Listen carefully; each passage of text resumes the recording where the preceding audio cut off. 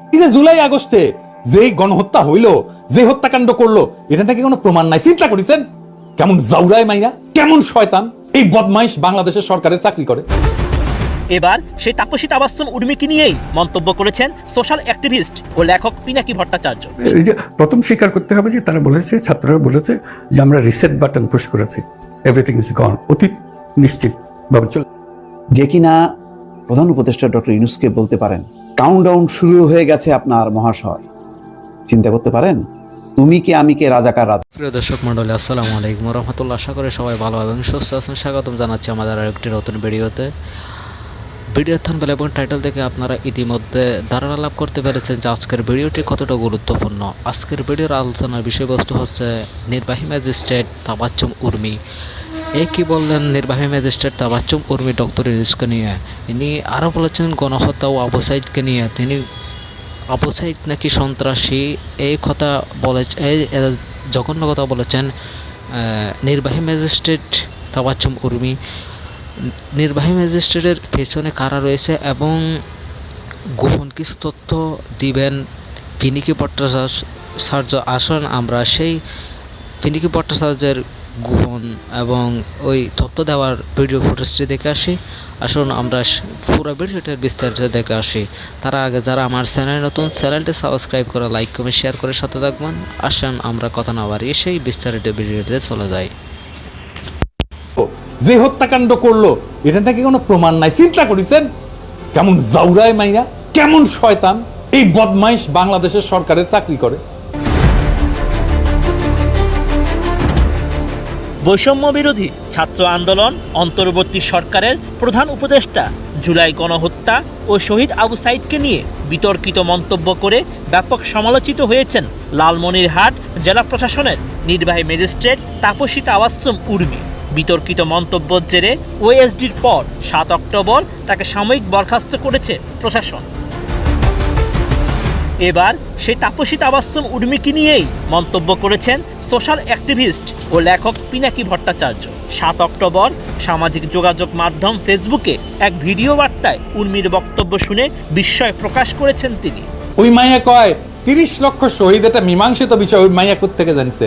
OSD হওয়ার পর বেসরকারি টেলিভিশনে দেওয়া এক সাক্ষাৎকারে তাপসী তাবাসসুম উর্মি বলেন, রিসেট বাটন পুশ করা মানে কি? আমাদের মুক্তিযুদ্ধ হচ্ছে মীমাংসিত সত্য, আমাদের জাতির পিতা বঙ্গবন্ধু, এগুলো সবই মীমাংসিত সত্য। রিসেট বাটন পুশ করে সব অতীত মুছে ফেলা, এটা মানে কি? এটা তো তাহলে আমি তো মনে করি যে আসলে মুক্তিযুদ্ধের বিরোধী শক্তি আমাদের দেশে এখন গভর্নমেন্ট হিসেবে আছে। এই বক্তব্যের প্রেক্ষাপটে পিনাকি ভট্টাচার্য বলেন, এতেই যদি মীমাংসিত হয়, জাতিসংঘ গণহত্যার স্বীকৃতি দেয় না কেন? আর কি কয়? চেতনা বিক্রি, গণহত্যা, যেটা মানে আমি কোর্টেড বলতেছি, গণহত্যা যেটা বলা হচ্ছে জুলাই মাসে গণহত্যা, এগুলো সবই তদন্ত সাপেক্ষ, তো মীমাংসিত সত্য না, এখন পর্যন্ত প্রুফ হয়নি। তো ঠিক আছে, বিচার হোক, প্রমাণিত হোক, তারপর দেখা যাবে।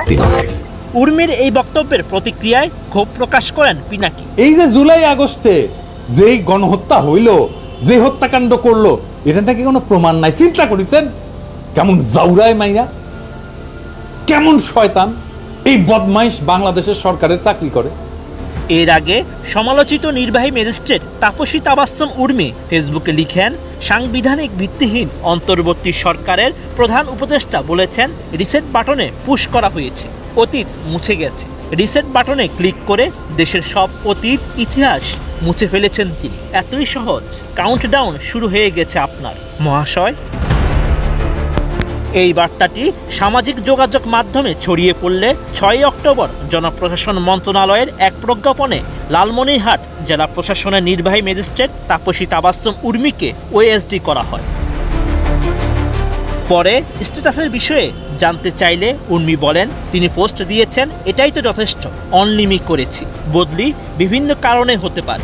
যারা এটা শোনেন না, এডিটর সাহেব, প্রফেসর ইউনূসের রিসেট বাটন সংক্রান্ত আলাপটা ভয়েস অফ আমেরিকার সাক্ষাৎকার থেকে এটা শোনান না, ওই অংশটুকু শুধু। কি কইছিলেন প্রফেসর ইউনূস?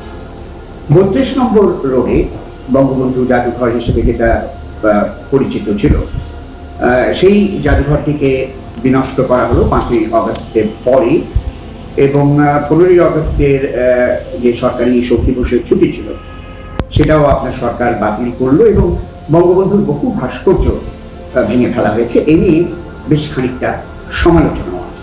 তো দীর্ঘদিন ধরে বাংলাদেশের জাতির জনক হিসেবে বঙ্গবন্ধু শেখ মুজিবুর রহমান স্বীকৃত, এ ব্যাপারে আপনার সরকারের দৃষ্টিভঙ্গি কি? আপনি পুরনো দিনের কথাবার্তা বলছেন, এর মধ্যে একটা গণ অভ্যুত্থান হয়ে গেছে, আপনার মধ্যে স্মরণে নেই। এর মধ্যে আপনি এমনভাবে কথা বলছেন যেন এইসব ঘটনা ঘটেই নেই। কাজে নতুন ভঙ্গিতে যা হচ্ছে সেটাকে দেখতে হবে। তো কত ছেলে প্রাণ দিল সেটা নিয়ে আপনার কোনো প্রশ্ন নাই, কেন প্রাণ দিল। হ্যাঁ, কাজে ওগুলো আসুক। তারপরে এই যে প্রথম স্বীকার করতে হবে যে তারা বলেছে, ছাত্ররা বলেছে যে আমরা রিসেট বাটন পুশ করেছি, এভরিথিং ইজ গন, অতীত নিশ্চিতভাবে চলে গেছে, এখন নতুন ভঙ্গিতে আমরা করে তুলবো। দেশের মানুষও তা চাই। তো সেই নতুন ভঙ্গিতে তোলার জন্য যেটা আছে সেটা হলো যে আমাদেরকে সংস্কার করতে হবে। শুনেছেন এ বেকুব মাইয়া প্রফেসর ইউনূসকে রিসেট বাটন চাপা বলতে বুঝাইছে ইতিহাস মুছে দেওয়া নাকি। হাসিনার আমলে গিপিয়ে পাইপ হইলে আর কোটায় ম্যাজিস্ট্রেট হইলে তো ইনকাই হবি। রিসেট বাটন এই মেটাফোর বা এই রূপকটা রাজনৈতিক পরিভাষায় একটা খুব ইন্টারেস্টিং ব্যবহার আছে, জানেন এটা কি? 2009 সালে যখন ওবামা প্রশাসন আমেরিকা আর রাশিয়ার সম্পর্ক নতুন কইরা গড়ার ইচ্ছা প্রকাশ করে, তখন এই রিসেট বাটনের জিনিসটা এসেছিল। এর মানে হইতেছে যে আগে আমাদের যত গ্যাঞ্জাম ট্যাঞ্জাম ছিল না, এগুলোর পাশে সরাই রেখা নতুনভাবে কূটনৈতিক সম্পর্ক তৈরি করার জন্য দুই দেশ সম্মত হয়েছিল। এইটা ইতিহাস মুছে ফেলার রূপক না। রিসেট বাটন মানে হইতেছে সম্পর্কের পুনর্গঠন এবং উন্নতির জন্য নতুন প্রচেষ্টা। এই হিলারি ক্লিনটন এবং রাশিয়ার পররাষ্ট্রমন্ত্রী ওই যে সের্গেই লাভারভ আছে না, এই হিলারি ক্লিনটন লাভারভরে রিসেট বাটন উপহার দিছিল, যা এক নতুন কূটনৈতিক সম্পর্ক সূচিত করার প্রতীক হিসেবে ব্যবহৃত হয়েছিল। এটিতে সাহেব ভিডিওটা না দেখান না, মূর্খ মায়ারে দেখেছেন? যখন প্রফেসর ইউনূস বাংলাদেশ প্রসঙ্গে রিসেট বাটন উল্লেখ করছেন, তখন এই কথাই বলছেন উনি যে নতুন সামাজিক এবং রাজনৈতিক সূচনা করার সময় এসছে। তিনি এটাই বলছেন আগের ব্যর্থতা থেকে শিক্ষা নিয়ে নতুন রাজনৈতিক এবং সামাজিক সম্পর্ক পুনঃস্থাপন করার। এই রূপক কোনোভাবে ইতিহাস বুঝে ফেলার ইঙ্গিত দেয় না, বরং নতুন পরিবর্তনের মাধ্যমে সমাধান খোঁজার কথা বলছেন। এই যে হাসিনার আস্ফালন, এই যে প্রশাসনের আস্ফালন, হাসিনা লীগের আস্ফালন, এই সমস্ত শুরু হয়েছে, হাসিনা ক্যাডারের আস্ফালন, এই সমস্ত কিসের লক্ষণ? এসবই লক্ষণ হচ্ছে প্রফেসর ইউনূসের দুর্বল প্রশাসন। স্যার একটা কথা কই, প্রফেসর ইউনূসকে কইতেছি, ক্ষমতাকে প্রকাশিত করতে হয়। আপনার প্রশাসনকে হাসিনার ইন্ডিয়া আর ইন্ডিয়ান লেসপেন্সাররা দুধভাত মনে করতেছে। ইন্ডিয়ারে তার সাথে সাথে হাসিনারে আর তার লেসপেন্সারদের চাপে না রাখলে এই ঝামেলাগুলো। প্রিয় দর্শক মণ্ডলী, আপনি আপনার ব্যক্তিগত মতামত জানাবেন এবং এরকম নতুন নতুন ভিডিও পেতে, ব্রেকিং নিউজ পেতে আমার চ্যানেলটি সাবস্ক্রাইব করুন, লাইক কমেন্ট শেয়ার করুন। যারা আমার চ্যানেল সাবস্ক্রাইব করছেন তাদেরকে অসংখ্য ধন্যবাদ। যারা এখনো সাবস্ক্রাইব করেননি তাদেরকে সাবস্ক্রাইব করার জন্য বিশেষ অনুরোধ জানাচ্ছি। দেখা হচ্ছে পরবর্তী ভিডিওতে। আসসালামু আলাইকুম।